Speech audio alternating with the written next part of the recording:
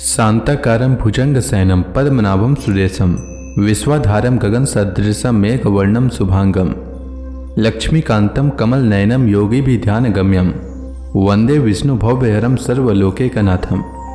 मंगलम भगवान विष्णु मंगलम गरुणध्वज मंगलम पुंडरीकाक्ष मंगलाय तनोहरि। ओम नमो भगवते वासुदेवाय। आज का दिन आप सभी के लिए मंगलमय हो। आइए सुनते हैं वैशाख मास कथा का 14वां अध्याय। श्री सुखदेव जी कहते हैं, परीक्षित, राजा चित्रकेतु शोकग्रस्त होकर मुर्दे के समान अपने मृत पुत्र के पास ही पड़े हुए थे। अब महर्षि अंगिरा और देवर्षि नारद उन्हें सुंदर सुंदर उक्तियों से समझाने लगे। उन्होंने कहा, राजेंद्र, जिसके लिए तुम इतना शोक कर रहे हो वह बालक इस जन्म और पहले के जन्मों में तुम्हारा कौन था? उसके तुम कौन थे? और अगले जन्मों में भी उसके साथ तुम्हारा क्या संबंध रहेगा? जैसे जल के वेग से बालू के कण एक दूसरे से जुड़ते और बिछुड़ते रहते हैं, वैसे ही समय के प्रवाह में प्राणियों का भी मिलन और बिछोह होता रहता है। राजन, जैसे कुछ बीजों से दूसरे बीज उत्पन्न होते और नष्ट हो जाते हैं, वैसे ही भगवान की माया से प्रेरित होकर प्राणियों से अन्य प्राणी उत्पन्न होते और नष्ट हो जाते हैं। राजन, हम, तुम और हम लोगों के साथ इस जगत में जितने भी चराचर प्राणी वर्तमान हैं, वे सब अपने जन्म के पहले नहीं थे और मृत्यु के पश्चात नहीं रहेंगे। इससे सिद्ध है कि इस समय भी उनका अस्तित्व नहीं है, क्योंकि सत्य वस्तु तो सब समय एक सी रहती है। भगवान ही समस्त प्राणियों के अधिपति हैं। उनमें जन्म मृत्यु आदि विकार बिल्कुल नहीं है। उन्हें न किसी की इच्छा है और न उपेक्षा। वे अपने आप परतंत्र प्राणियों की सृष्टि कर लेते हैं और उनके द्वारा अन्य प्राणियों की रचना, पालन तथा संहार करते हैं। ठीक वैसे ही जैसे बच्चे घर घरौंदे खेल खिलौने बना बनाकर बिगाड़ते रहते हैं। राजन, जैसे एक बीज से दूसरा बीज उत्पन्न होता है, वैसे ही पिता की देह द्वारा माता की देह से पुत्र की देह उत्पन्न होती है। पिता, माता और पुत्र जीव के रूप में देही है और बाह्य दृष्टि से केवल शरीर। उनमें देही जीव घट आदि कार्यों में पृथ्वी के समान नित्य है। राजन, जैसे एक ही मृत्तिका रूप वस्तु में घटत्व आदि जाति और घट आदि व्यक्तियों का विभाग केवल कल्पना मात्र है, उसी प्रकार यह देही और देह का विभाग भी अनादि एवं अविद्या कल्पित है।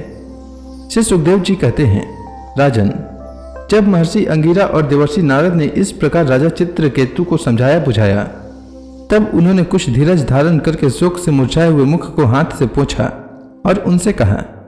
राजा चित्रकेतु बोले, आप दोनों परम ज्ञानवान और महान से भी महान जान पड़ते हैं तथा अपने को अवधूत भेष में छिपाकर यहाँ आए हैं। कृपा करके बतलाइए, आप लोग हैं कौन?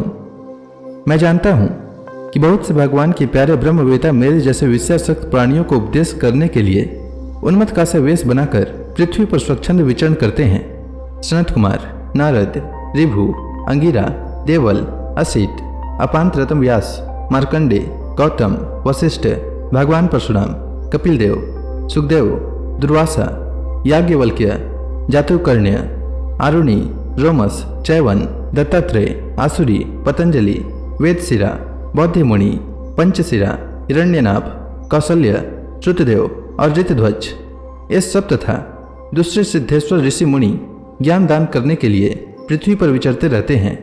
स्वामियों, मैं विषय भोगों में फंसा हुआ मूढ़ बुद्धि ग्राम्य पशु हूँ और अज्ञान के घोर अंधकार में डूब रहा हूँ। आप लोग मुझे ज्ञान की ज्योति से प्रकाश के केंद्र में लाइए। महर्षि अंगिरा ने कहा, राजन, जिस समय तुम पुत्र के लिए बहुत ललायित थे, तब मैंने ही तुम्हें पुत्र दिया था। मैं अंगिरा हूँ। ये जो तुम्हारे सामने खड़े हैं, स्वयं ब्रह्मा जी के पुत्र सर्वसमर्थ देवर्षि नारद हैं। जब हम लोगों ने देखा कि तुम पुत्र शोक के कारण बहुत ही घने अज्ञानांधकार में डूब रहे हो, तब सोचा कि तुम भगवान के भक्त हो, शोक करने योग्य नहीं हो, अतः तुम पर अनुग्रह करने के लिए ही हम दोनों यहाँ आए हैं। राजन, सच्ची बात तो यह है कि जो भगवान और ब्राह्मणों का भक्त है, उसे किसी अवस्था में शोक नहीं करना चाहिए। जिस समय पहले पहल मैं तुम्हारे घर आया था, उसी समय मैं तुम्हें परम ज्ञान का उपदेश देता, परंतु मैंने देखा कि अभी तो तुम्हारे हृदय में पुत्र की उत्कट लालसा है, इसलिए उस समय तुम्हें ज्ञान न देकर मैंने पुत्र ही दिया। अब तुम स्वयं अनुभव कर रहे हो कि पुत्रवानों को कितना दुख होता है यही बात स्त्री, घर, धन, विविध प्रकार के ऐश्वर्य, संपत्तियां, शब्द, रूप, रस आदि विषय, राज्य वैभव, पृथ्वी, राज्य, सेना, खजाना, सेवक, अमात्य, सगे संबंधी, इष्ट मित्र सबके लिए है, क्योंकि ये सब के सब अनित्य हैं। शोषण, अतएव ये सभी शोक, मोह, भय और दुख के कारण हैं। मन के खेल खिलौने हैं, सर्वथा कल्पित और मिथ्या है, क्योंकि ये न होने पर भी दिखाई पड़ रहे हैं। यही कारण है कि ये एक क्षण दिखने पर भी दूसरे क्षण लुप्त हो जाते हैं। एक गंधर्व नगर स्वप्न, जादू और मनोरथ की वस्तुओं के समान सर्वथा असत्य है। जो लोग कर्म वासनाओं से प्रेरित होकर विषयों का चिंतन करते रहते हैं, उन्हीं का मन अनेक प्रकार के कर्मों की सृष्टि करता है।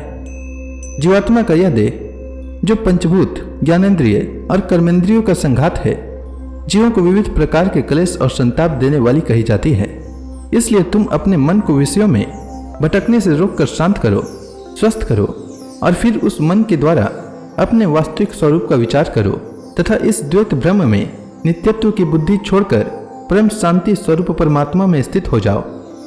देवर्षि नारद ने कहा, राजन, तुम एकाग्र चित्त से मुझसे यह मंत्रोपनिषद ग्रहण करो। इसे धारण करने से 7 रात में ही तुम्हें भगवान शंकरशन का दर्शन होगा।